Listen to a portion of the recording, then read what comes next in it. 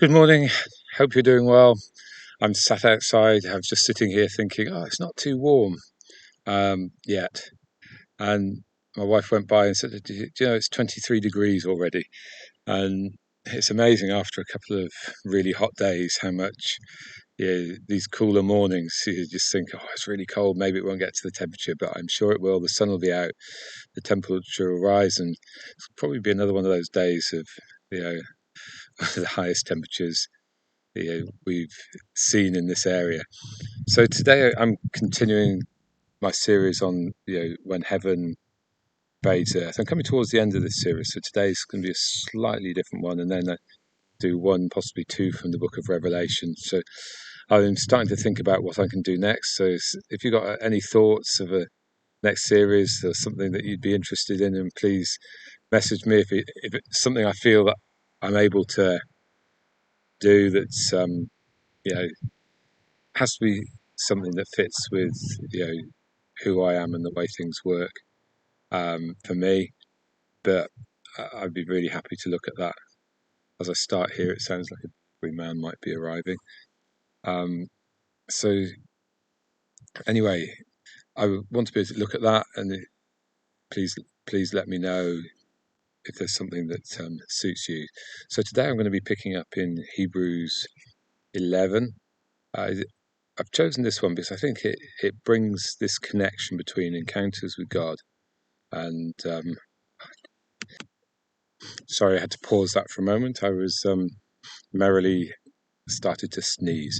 So anyway, today I'm going to be looking at Hebrews 11. I think it brings an important connection point between those moments where God invades earth and how we respond to it. And it has amazed me over the years, the number of times where you see people who encounter God dramatically for salvation. They encounter God's power. They encounter His healing touch.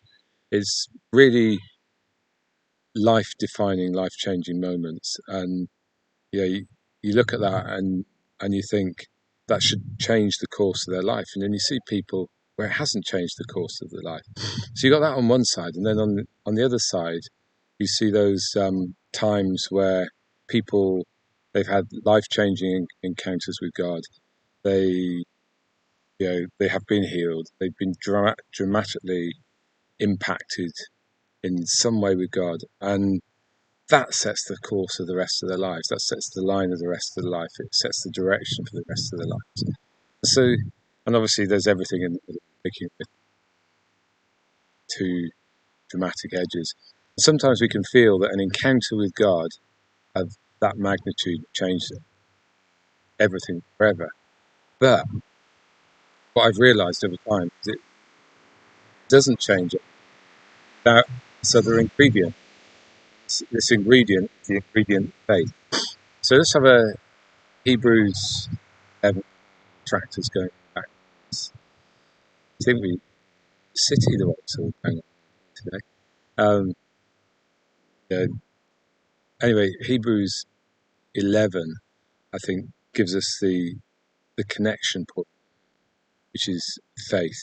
Now it says, now faith is confident of what we hope for and assurance about what we don't see. So it's realizing that beyond an encounter or even a number of encounters with God, there's this dimension of faith that we live by, which is we can't see, we don't know, we don't understand, that we're able to hold on and be assured and be strong, um, without actually having something visible that we can get our hands on, anything like that. In verse 6, it says, without faith, it's impossible to please God, because anyone who comes to Him must believe that He exists, and He rewards those who earnestly seek Him.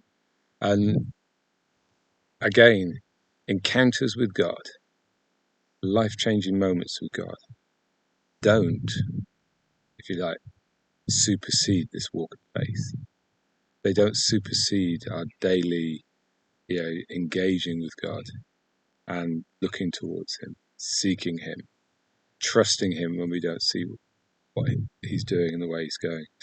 And in this passage in Hebrews, it's full of people who they've had their moment, but they've been able to, in that moment of encountering God, do something or live in a way that goes beyond the moment. So, yeah, so I won't start at the beginning, but Noah, yeah, he had an encounter with God. Yeah, he said he was warned about things not yet seen. In holy fear, he built an ark to save his family. So Noah, he had an encounter with God.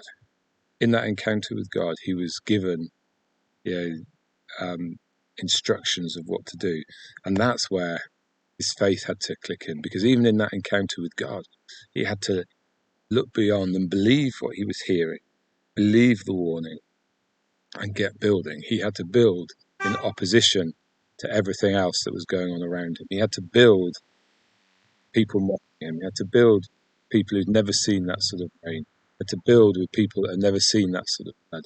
And yet he built. He had faith. He heeded the warning. And as a result, he became, as it says, the heir of righteousness. And yeah, let's think of the next one that's mentioned in Hebrews chapter 11, verse 8. It says, by faith, what's it, Abraham? Abraham was called to a place he would later receive as inheritance.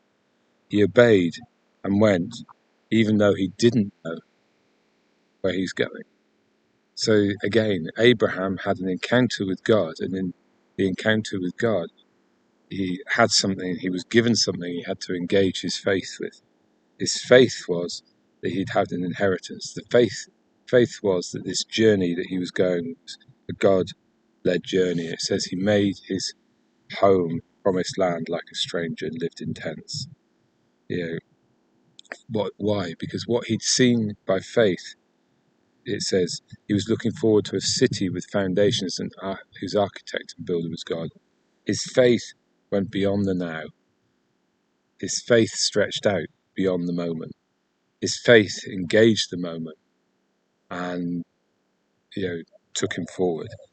And if you read Hebrews 11, it goes on and on. It says, by faith, Abraham, yeah, he was tested by God. He was told, you have to take your son Isaac up to be a sacrifice. It said, yeah, he embraced, you know, what God had told him to do.